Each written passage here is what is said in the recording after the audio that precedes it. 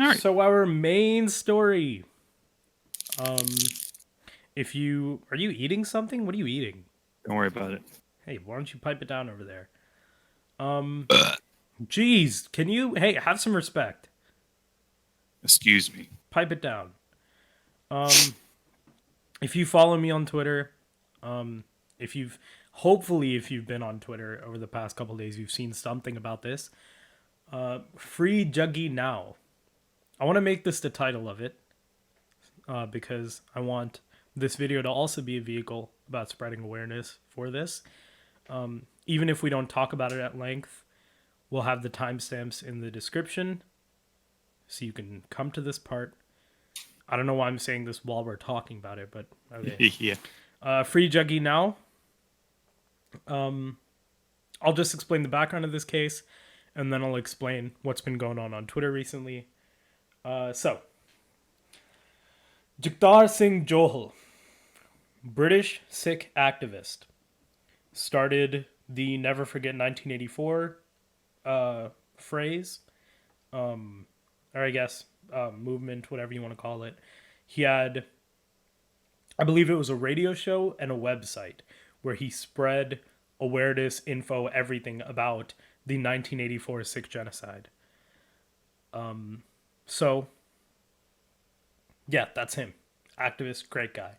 He goes to India to get married. October 18th, 2017, he gets married.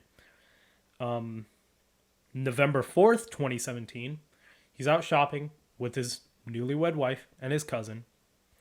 When, and here's a broader theme, he gets abducted by unidentified police officers who threw a hood over his head. Right? So the FCO, which I forgot what that stood for, Foreign and something Office. Let me actually look it up so I'm not sprouting any misinformation. Foreign and Commonwealth Office. They're supposed to be notified when any foreign body arrests one of their citizens. His family tries talking to them. They're completely unaware of Juggy's arrest. Right? Then the judge orders 5 days of interrogation. During this interrogation, Juggy is tortured. And you can read, we'll put the link in the description to his brother's thread. And in that thread is Juggy's note that he wrote from jail, where he says that they electrocuted his earlobes, his nipples, and his genitalia. He was sleep deprived. He was beaten. His legs were pulled apart so far and so often, he was unable to walk out of the interrogation room at times, and he has had issues urinating since. 5 straight days of torture. He was forced to sign unknown documents, make video statements due to torture. He appeared in 175 hearings, including 130 preliminary pretrial hearings, and in all 175, no evidence has been brought forward. He's been charged, quote unquote, with 10 crimes, one of which he was acquitted, and I believe 8 of which are federal. Juggy has been in jail for over 1,000 days. Juggy has been in jail for over 1,000 days. And the Indian government has still not provided any evidence as to why they should keep him there. The British government, as most governments tend to do not give a shit about this. He has been in jail for over 1,000 days. So recently on Twitter, because the 1,000-day anniversary was coming up, there's been a push to try to get the hashtag FreeJuggyNow trending so they can raise awareness about this, which, amazing. There have been claims that Twitter is allegedly silencing some of these. For example, the Free Juggy Now account was taken down for a week. It was suspended for a week. And there have been other accounts that received a notice from Twitter saying that their account was suspended because it violated Indian law for spreading awareness about Free Juggy Now. So, I mean, that's where we are now. You know? We do love authoritarianism. Yeah. Yeah. I mean, yeah, that's And there's a lot more info about this that I'm not saying right now just because I'm probably not as aware of this case as I should be. So again, especially with this one, especially with Portland, I really encourage everyone watching, all the three people, to do more deep diving, look into this case because the information is just horrific. It's blatant authoritarianism. Blatant fascism. Yeah, the Prime Minister of India, Modi. He's he is. He's a strong man. No question about it.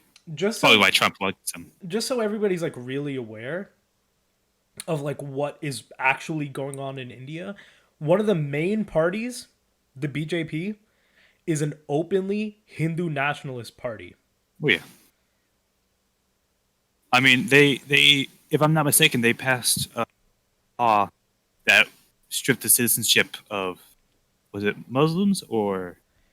I'm not sure about what you're referring to there. Oh, there was a law that was basically like people need to update their citizenship, and it was, I think, targeting either Muslims, somewhere in northern India, a certain group, and it equated to like millions of people losing citizenship. I would not be surprised. I mean, again, Hindu nationalism is so rampant in India. And it's the same fucking thing as white nationalism, where obviously when we talk about it, I'm not saying Hindus are bad or white people are bad. But I think it's fair to say nationalism is, in this context. Yeah. It's just awful, dude. I mean, the fact that anybody can sit here and parade that India, and I've seen a lot of tweets about this, I've made some tweets about this, like, India is the biggest democracy in the world, how they say shit like that. It's not. It is a fascist, authoritarian regime.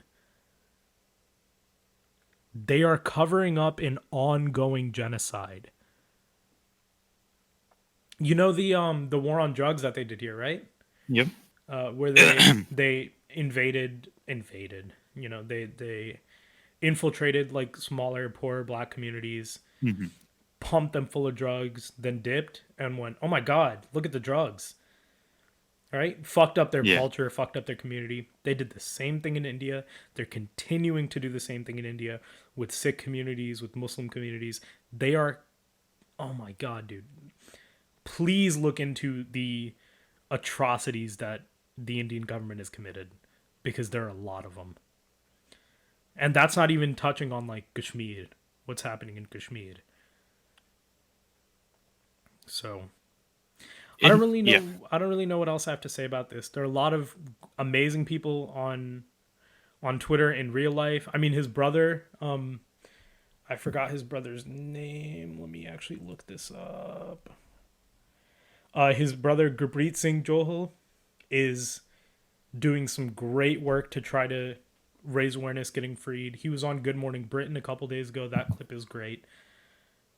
I guess the most I have to say about this is just look more into it, spread more awareness, take action. Yeah, that's it. I don't know. It's fucked up. And no one ever acknowledges any of the dumb shit that India does, because what, trade? I don't fucking know. Generally trade and manufacturing and stuff like that. I mean, it's probably the same reason why we're not stopping the China, yeah.